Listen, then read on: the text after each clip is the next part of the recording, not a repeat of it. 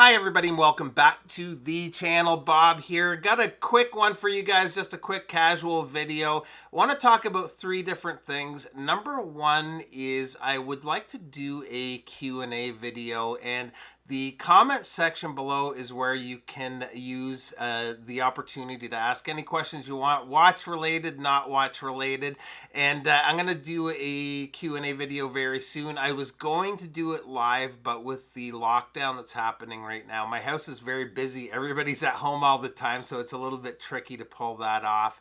Second thing I want to do is give you guys a little sneak peek of a couple of the watches that are coming up on the channel for review. And thirdly is I ended up getting a watch, and I wasn't expecting to. Again, with this sort of time that we're going through right now, I put a lot of the purchases on the back burner for now, but I had a trade opportunity come along. And I got my first Grand Seiko, so just a quick look at this watch too. So let's spin the camera around and we'll get into the watches. All right, so first up is the new Seiko Sumo. I'm going to be doing a full video on this very soon. I just love this green sunburst style.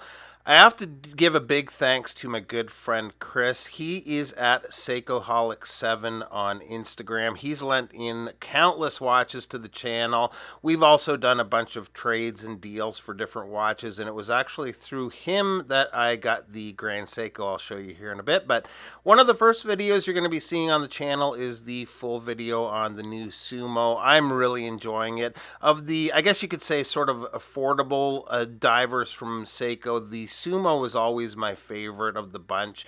Sort of a toss-up between the Sumo and the Turtle, but I just always really gravitated to the Sumo. Love the case design. Not everybody's a fan, but I actually really like the 20 millimeter lug-to-lug. I just find it really comfortable on wrist, and I like the look of it too. So that will be probably the next video coming up on the channel. Now, I do have some non-Seiko videos coming. I have a couple of micro brands on the way. I have some mod parts, which should be here any day. I've been expecting them a while, but shipping seems to be a little bit slow these days. But I have some mod parts for a G-Shock. The next Seiko video, though, of the bunch is going to be one of my Seiko Legends series, and both of these are also from Chris, just like the Sumo.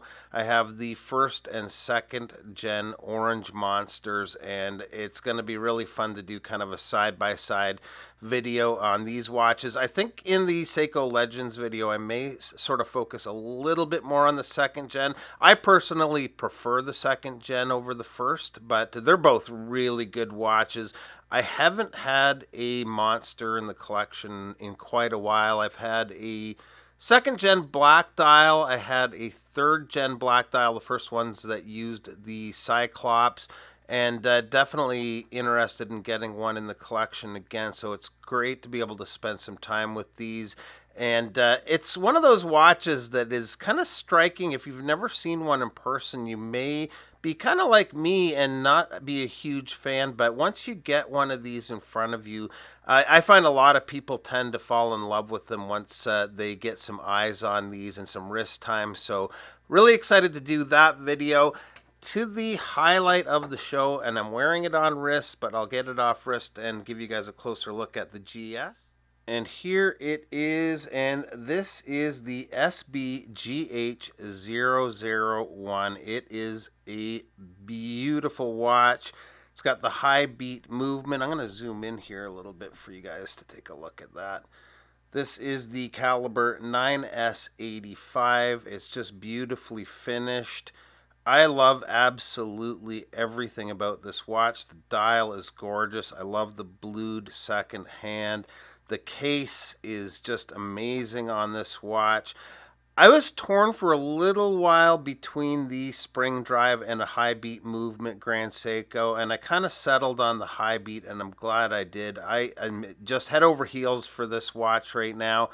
I do have the bracelet for it, and it needed a link on either end of the bracelet. The bracelets are very tricky to size on these. I did add a link on one side, and it was pretty frustrating, so I gave up on it for a little bit and just put it on a leather strap. This strap is actually from a local guy that makes custom straps.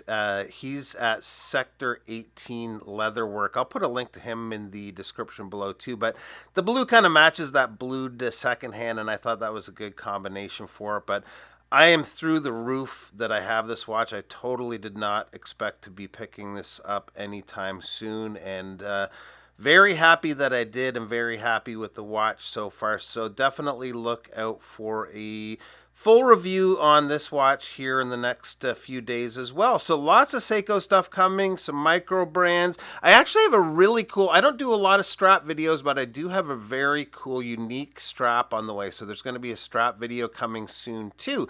So don't forget, if you have any questions, feel free to leave them in the comments below, and we'll do a Q&A video here in the very near future. So again, just a really quick one today. Appreciate you guys stopping by, and we'll see you real soon. Bye-bye.